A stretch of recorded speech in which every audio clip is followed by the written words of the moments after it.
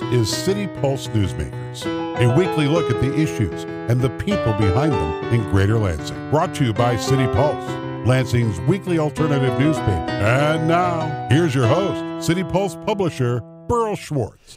Good morning. What's it like to be responsible for the health needs of an entire Army? Well, our guest today, Dr. Dean Sienko, can actually answer that question. He just stepped down as the head of the U.S. Army Public Health Command, and he's back in our community as an associate dean at the College of Human Medicine at Michigan State University. Dean, welcome to the show. Thank you. It's good to be back. Well, it's great to have you back in the community, and you know, the people have a lot of respect for you here. Thank you. Dean, I guess I'll ask you that question. What is it like to be the commander of the U.S. Army Public Health Command? Well, it was an awesome experience and opportunity for me. I really enjoyed it. I had 3,500 people who work for Army Public Health Command. It's an Army organization, but there are a lot of civilians, and I had a deep respect for the civilian workforce that we have who contribute to the Department of Defense, in this case to the Army. About 60% of the staff at Public Health Command are civilians. Either they're Department of Army civilians, GS staff, or they're civilian contractors. About 40% actually wear an Army uniform. So I would go to work every day, and it was almost like I was back here in Lansing, because I'd see people dressed like you around the table, and we've had meetings. And so a lot of civilian staff. But we were responsible for anything and everything you can imagine that has to do with public health in a large agency. And so who is our customer at Army Public Health Command? It's soldiers. It's their families, it's Department of Army civilians, it's retirees. It's really anybody, broadly speaking, who is part of the Army family. And even the Army animals, right? Oh, absolutely. Well, we had responsibility for the vast majority of the veterinary mission for the Department of Defense, not just the Army, but the Department of Defense. And what that mission was, it was largely twofold. It was one, it was the care of the military working dogs.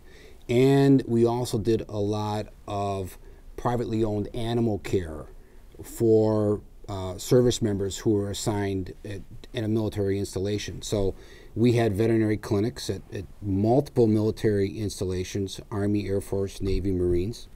We had them here in the States, we had them overseas. So if a service member wants to take their pet with them when they go to Germany or go to Japan, wherever it is, there will be an American veterinary clinic there on the installation that can help them care for their pet. The other major part of the veterinary mission is food safety.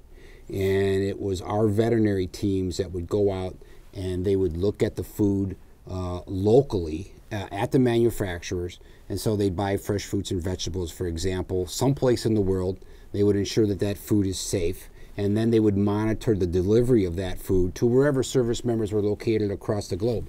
So, for example, I had soldiers who we called shipwriters, and the shipwriters were assigned to a Navy ship or to a number of Navy ships, and they were responsible for ensuring that as the food came aboard the Navy ship, it was all properly taken care of and ready for to hand it off to the Navy galley, I guess is what they call it in the Navy, where they would then prepare the food. So that was the major component of the veterinary mission. And that was one that took us really across the globe in 100 countries in 14 time zones. We even had veterinary staff who went to Antarctica, who were responsible for the safety of the food that went to the scientists who were working on Antarctica.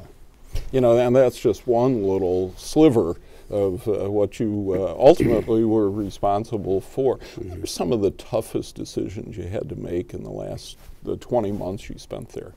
Yeah, I think you just never know. It's like public health anywhere. You never know what you're going to face at any point in time. And so issues would come up that you didn't expect. So, for example, just recently, the New York Times broke a story about service members who were exposed to chemical and biological agents in Iraq. This was something that most of us didn't know of. These were legitimate, real exposures that these service members had. Essentially what they were doing is they were collecting weapons, ordnance, bombs that they found in Iraqi depots. And typically what we would do is we find that stuff, these weapons caches, we'd blow them up to get rid of them. And what happened is, in the midst of these piles of weapons, there were chemical rounds, or there were biological weapons rounds. And so when they blow up this stack, they'd dig a big hole and they blow up an array of these things. All of a sudden, a few days later, the soldiers started coming down with blisters on their skins, and they went in to be treated. And in some cases, it's unclear how well they were treated. There's some suggestions that they were told not to report this.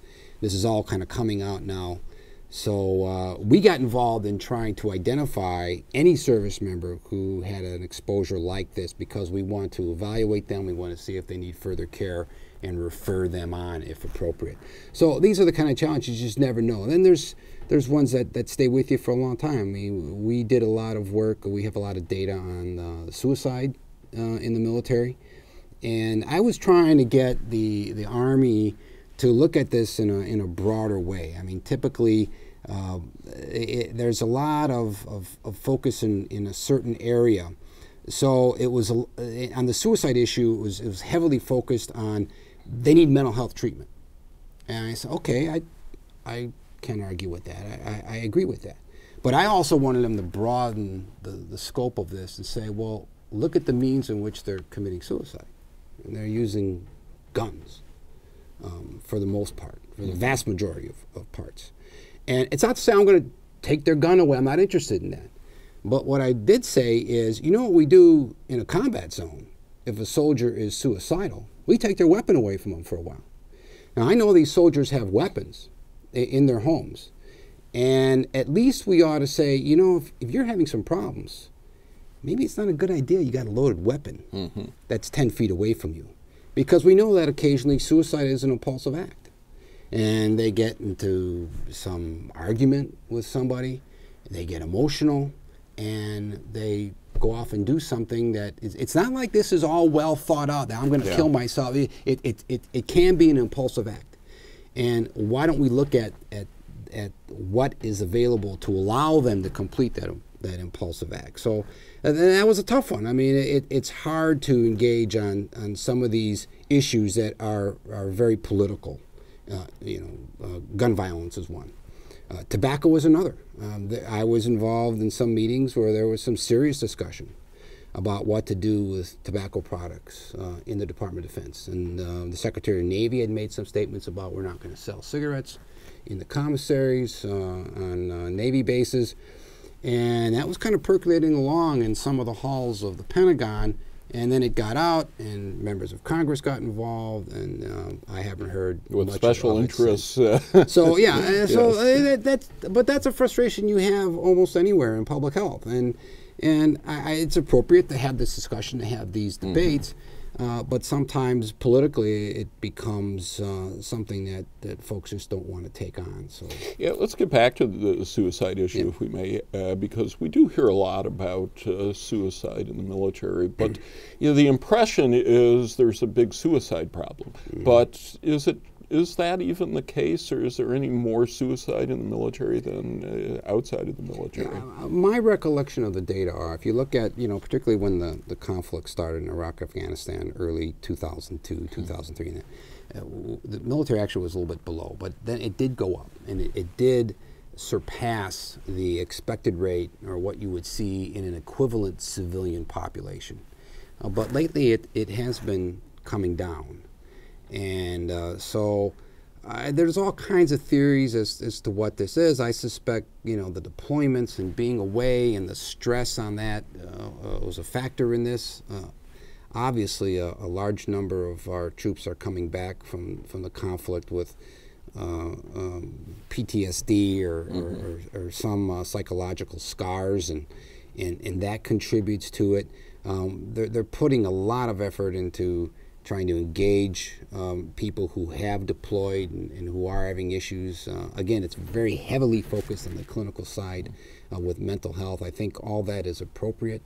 But I think there's more things. There are immediate that interventions that we could do. Yeah. Well, you know, once upon a time, a country went to war. World War II, of course, we all sacrificed. Now soldiers come back, and there's almost no recognition of what they've been through. The country has gone along as if we weren't even in war. What does that do to the psyche of soldiers? We have a saying that about 1% of the American population is bearing the burden of these conflicts. And that 1% represents service members who are actually engaged in the conflict and their immediate family and loved ones. So for 99% of the population, these things can be an abstraction. It can be something that they watch on the news. They can turn it off with the flick of the wrist, and that's the extent of it. But for people who serve, it's a reality, and it's a danger that they have to live with. So I think when less and less of the population has had any military experience. When I grew up, and I grew up as the son of the World War II generation, virtually all my elders had some experience of serving in the military.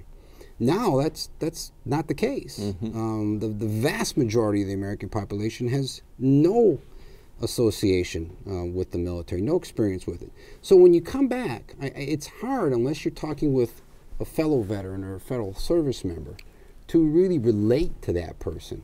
And on the medical side, this is something to the credit of particularly Mrs. Obama and Dr. Biden, Joe Biden. They have an effort called Joining Forces, where they're trying to teach healthcare personnel to understand more about military service. So they can talk to someone. And if the person comes back and says, well, I was an NCO in a combat zone, the healthcare professional, that means something to them, and they can relate better. So I think it's a serious part of this. You know, people will ask you questions, well, sort of, what was it like in 25 words or less? And you can't describe that. But when you talk with a fellow veteran, a fellow combat veteran, you can relate much better to them. There aren't that many around as there used to be. How does the Army prepare active military for that day when they do come back? There are a series of things that you do as you redeploy, as you reintegrate back into society. So there are things that happen even before you leave theater, where you're going through some debriefings, and they have counseling. They offer, if you need some assistance, you want to talk to somebody, there's behavioral health specialists there, there's chaplains there, there's any number of people available to help. But you know, a lot of the troops, in my experience, they just want to get home. Yeah. And I don't want to sit back here. I don't want to be labeled as I have an issue. I just want to get home. And then they get home, and things have changed. Their families may have changed. There could have been some changes in their relationships, and that can lead to some issues. And they have some issues reintegrating. In fact, what we did is we looked at, we did surveys 30 days after they came home, and sort of asked, how you doing? And you can't leave it at that, because actually when we went out to 90 days and 180 days, that's where we found the problems were surfacing. So if you go to the 30-day and you stop, you're going to miss it, because you'll find some things at 30 days. But when you go to 90 days and you go beyond that 180 days, that's where the person has enough time, where some of these things come out, they manifest, and you really need to look at that period in order to provide a full assistance to them. Now, the Public Service Command's responsibility ended when people left the military? Well, we have records on all kinds of folks. We have exposure records on them. We did a lot of environmental health, occupational health. So when I was going through my orientation, when I first started there, I went to an office and they said, well, we keep records on service members in terms of what environmental contamination and what risks they have. And it goes back to, the late 80s. I said, oh, really? I said, so I was in the Gulf War, Desert Shield, Desert Storm. Do you have an exposure record on me? And they said, what's your social security number? And so I gave it to them. And 2 days later, my aide came in and said, here, sir, here's your exposure record for Desert Shield, Desert Storm. And they knew approximately where I was. I mean, they didn't know where I went every day, but they knew where I was assigned in Saudi Arabia. And they had some information about contamination to the oil wells and some level of contamination that way. So I didn't know that existed. And I suspect few service members know there are records like this. And this could be of value to them if they're being treated at a Veterans Administration hospital, even if they're still in the military and they're being treated, they can find out what exposures their unit may have had. So I think that's something that's of value, and Public Health Command keeps those records. Of course, you weren't responsible for the veterans, but we had, and are continue to have quite a bit of controversy about veterans hospitals. What are your thoughts about that? Well, I met General Shinseki a few times, and he was eventually the secretary who resigned. I thought General Shinseki was a good man. Obviously, there were some folks within that organization who weren't doing the right thing, and unfortunately, when you have a big bureaucracy like that, there is a risk that can happen. So we need to move on from there, and we need to straighten that situation out. But to me, it's appalling that anyone would take advantage of somebody who made the sacrifices that service members make. These are people who literally put their lives on the line for something else, and that somebody would abuse the what I consider to be a true privilege to be of service to them. Is something that I find particularly appalling. So I think they're working to certainly straighten that situation out, and they need to do that as quickly as possible. One of the biggest health issues of last year, if you judge by headlines, was Ebola. What was the role of the Public Health Command in that health issue? We did a variety of things. I mean, first, it's important to note that the U.S. had a lead government agency that was responsible for the U.S. government's Ebola response, and that was the U.S. State Department. So the Department of Defense was not the lead agency. Nonetheless, a commitment was made to send, 5,000, I think, soldiers over there, and their role was in constructing treatment facilities to assist. That's what the State Department said they wanted from the Army. That's what the Army gave them. So we had these 5,000 troops going over. It was important that they had some understanding of what Ebola was and what was the threat to them. So what we did is we created videos that every service member who was going over there was required to watch. And you can find it on the chairman of the Joint Chiefs of Staff's website. I went on there one day. So look at that. There's Army Public Health Command's video about what Ebola is, what's the threat to you. So we not only showed it to the service members, but their family members were very concerned. What's going to happen to him or her? What about when they come back? What's the threat to me? And so we did that health education component. We also got involved because we did a lot of environmental work, we got involved with the regulation of medical waste from Ebola, because that was very tightly controlled. When you think about the body fluids and everything else that happens, and we reviewed what the processes were in the military hospitals, because there were a number of hospitals across the U.S. that were identified as being the primary Ebola treatment centers. So you heard about Emory and Nebraska and others. Well, there were 4 or 5 U.S. military hospitals that were also identified that if the case count was going high enough, then they would be treated there. And so we had to assist them with that effort. We also got involved in this, what the military was referring to as a quarantine, but it really wasn't a quarantine. But when the troops came back from being there, they were going to stay at a military installation for 21 days. And there was some debate about, for example, CDC was saying, well, you come home and you just integrate back into your civilian life, as long as you weren't seeing patients or weren't in a situation where there's a lot of exposure. But they want to keep the troops at a military installation for 21 days. And that was the policy that the Department of Defense adopted. So we were working with them on, okay, what are you going to do? What are you going to do when the soldier starts throwing up, and how are you going to evaluate them, and what should be the proper response? So we worked on that as well. One of the things that surprised me was the CDC didn't control the responses in the states to how to deal with Ebola. There didn't seem to be a national policy on this, and I'm wondering, though, am I missing something here? Shouldn't the federal government be able to say, this is how you got to do it? I think there are, I mean, that's the legal question. Yeah. And I think there are ways that can be done depending upon sort of what, there's a state of emergency that the president would declare, or high-level federal official. But we live in a country where states' rights are very powerful. And I mean, I was a county health official for many, many years. And in that role, I was like, I don't need the state to help me. You come in when I need you to come in. And federal government, you come in if I need you to come in. But otherwise, we can handle this, and we got it. And so I don't know. But isn't there a reluctance sometimes to say, we need the federal government?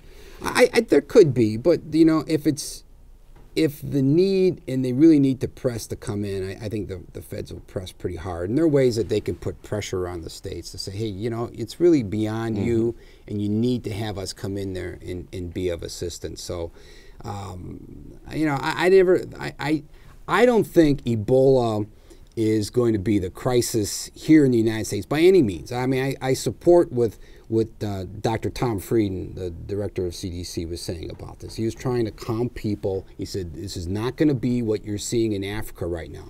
And I think he's 100% correct in that. And although we got off to a little bit of a bad start, we had 2 healthcare workers who got sick out the gate who worked at the Texas hospital. Right. For the most part, you haven't seen anything else happening here because we have good infrastructure, we have good infection control, we got a lot of supplies. I've been to Africa. I've seen what they do with limited resources. I've seen used gloves being washed and hung up on a clothesline to dry so that they can be reused again. It's a very different reality from what we have in the United States. Of course, I wonder if the family of the Liberian citizen who died in Texas might say, the federal government should have insisted this is how you respond to it. Yeah. Well, I don't know the details of that situation, but but from what I saw, it appeared that a good history. I mean, I have a hard time imagining, given everything that was going on, that somebody interviewed this man and he said, "Oh, I just got back from Liberia." Whether he was truthful, I don't know what he said, but if somebody were to say to me back then, "I just got back from Liberia. I was taking care of sick family members or other sick people in my village or wherever I was living," to not look at his illness in a different light, but to say, go home, you'll be better in a couple of days, and come back. I can't imagine. Some of it's how just that common happen. sense, isn't it? Right. Yeah. You mentioned your role in county government. You were the medical director of the Ingham County Health Department. In the last few years, we've seen Obamacare, the Affordable Care Act. People are on different places on the spectrum of whether it's good or bad. There are some people on the left who say it's not good enough, and other people on the other end of the spectrum say this is not good enough for different reasons. Where do you stand on the Affordable Care Act? Overall, I think it's a good thing. And one primary reason is, and this is a moral position, is I think people should not be denied or should not have access to health care because of their economic status. We're one of the few countries in the world where there is not universal health coverage. And I mean, I live this at Ingham County Health Department. We have something in this community called the Ingham Health Plan. Thank goodness for this community and its generosity. It supports the Ingham Health Plan. I know a millage just passed in the last election to continue to support this. But that's a real statement by this community, is that, although we can't control everything, we are going to have a program that tries to fill in the gap. But there were, substantial numbers of people who did not have access to health care. And they were treated differently than I'm treated and than my family's treated because I do have a health insurance card. And so I think there clearly are disparities in how we care for people, and I just have a moral issue with that. Would you then favor a universal plan? Yes, and I mean we can get into the finances of it all, but I think there certainly are advantages, and people say that, well, the British system is not well liked or the Canadian system. That's not the studies I see. Studies I see say the Canadians are quite happy, and they're happier with their healthcare system than we are. Mm-hmm. And but the key to it is that everybody's got to be treated equally, isn't it? Or reasonably. I mean, there's always going to be a difference. Right. And even though the wealthy people in countries where there is universal health care, they can go out and do some extra things on the private market. But at least there's a certain baseline of care that occurs here. And I just think health care ought to be that way. Now, there's some other things about the Affordable Care Act that I think were also good. I mean, there's been a strong emphasis on prevention. For example, there's also hospitals have to do a needs assessment with the community, and they have to have a strategic plan that marries itself well with what the community's interests are. These are all good things. I mean, I was just at a meeting the other day with hospital leadership in this town, and they were talking about this, and they're all working together, and it's multiple health departments in mid-Michigan working with the hospitals in this area, all on one page. That was spurred on because of the Affordable Care Act. Yeah, we have less than 2 minutes. You're back now as an associate dean at the College of Human Medicine. What are you doing in that position? Well, I'm trying to advance prevention in public health in the medical school curriculum, and even beyond the medical school. I mean, we're looking at some things maybe we can do with undergraduates to get them more interested in public health and prevention. And certainly in the medical school, the 4-year medical school curriculum. And then beyond that in the residency, and then even beyond that in continuing medical education, because medicine is a lifelong learning thing. So we're really trying to advance that, and I'm excited. The college is really committed to this. We have a program in public health that's growing. We're establishing a presence in Flint that is very exciting with some young researchers who are doing some excellent things in terms of urban public health. And I think those things are applicable to life in Lansing or Grand Rapids or wherever the College of Human Medicine has a major presence. And they have a major one now in Grand Rapids. Absolutely. And some people wish they had done that here, but I guess you can't get everything. Right. Well, there's still a substantial presence here in this community. Those are my offices in East Lansing. Yeah. So. Yeah, well, that's great. Well, it's really wonderful to have you back in the community. I am a member, like you are, of Rotary. You got a standing ovation when they introduced you a couple of weeks ago, and you're truly an asset to our community. Well, thanks. People shake my hand, or they would when I'd be walking around airports in my uniform, and I accept that, but I accept that on behalf of everybody who wears a uniform, because I just have the utmost respect for people who are that 1%. Who are willing to do with many others. All right, thanks so much for being here. Thanks, everybody. We'll see you next week.